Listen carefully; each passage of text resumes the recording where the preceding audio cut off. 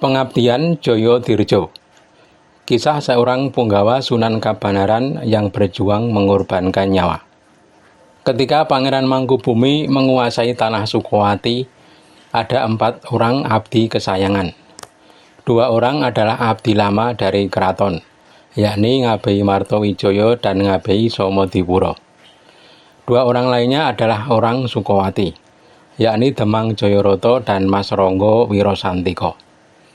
Setelah pangeran keluar dari keraton dan mandiri di Sukowati, para abdi tersebut diangkat menjadi punggawa.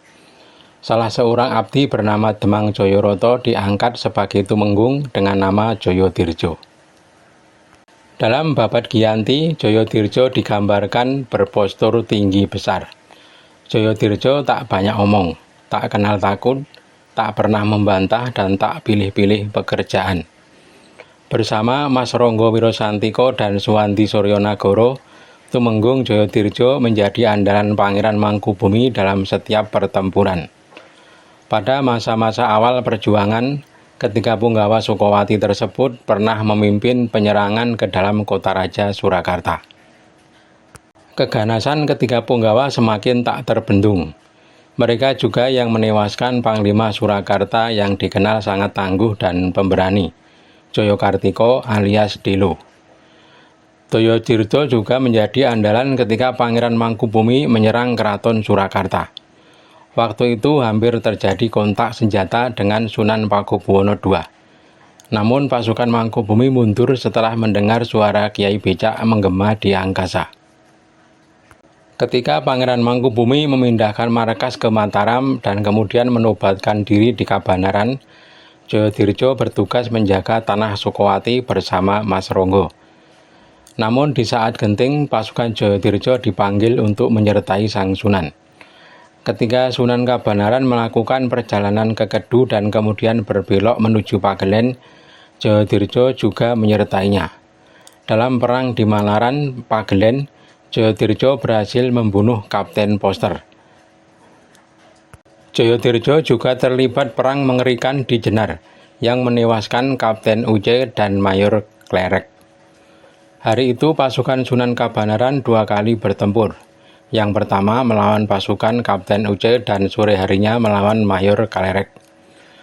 Pasukan Sunan Kabanaran meraih kemenangan besar, tetapi belum berhasil menguasai Pagelen karena siasat licik tumenggung Arung Pinang di pihak lawan.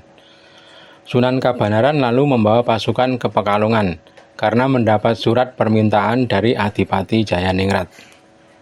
Waktu itu Panglima Surakarta di pesisir, Adipati Jayaningrat, merasa kecewa kepada Kumpeni yang terus-menerus ingkar janji.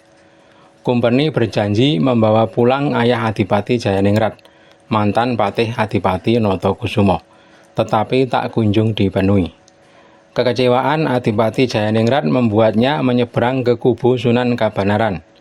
Ki Adipati Jayaningrat minta dijemput. Cukup lama Ki Jayadirja menyertai Sunan Kabanaran sebelum akhirnya kembali ke Kabanaran. Setelah kembali ke Kabanaran, Sunan menata ulang para punggawa. Jayadirja kemudian diberi jabatan Wadono Kawirogunan. Jayadirja turut serta menyambut Sultan Banten Tubagus Buang yang bergabung ke Kabanaran. Setelah Sultan Banten bergabung, Sunan Kabanaran kembali melakukan perjalanan. Kali ini akan menggempur Surabaya. Hanya Mas Ronggo yang diajak serta.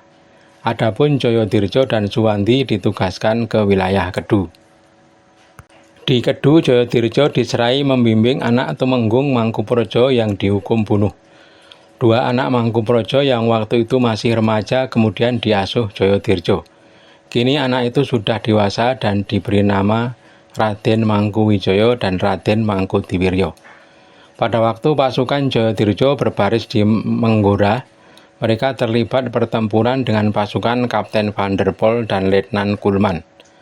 Dalam perang itu Raden Mangkuwijaya tertembak keningnya dan tewas. Mengetahui anak asuhnya tewas, Jayadirja mengamuk. Sudah kehendak Tuhan. Kali ini Jayadirja tertembak betisnya. Para prajurit berusaha membawanya mundur, tapi Jayadirja bersikeras merebut jenazah Raden Mangkuwijaya agar kepalanya tidak dipenggal musuh. Jayadirja terus mengamuk dengan luka-lukanya. Namun seberapa kuat dia bertahan, akhirnya Jayadirja gugur di medan laga. Beruntung jenazah Jayadirja dan Mangkuwijoyo dapat direbut para prajuritnya.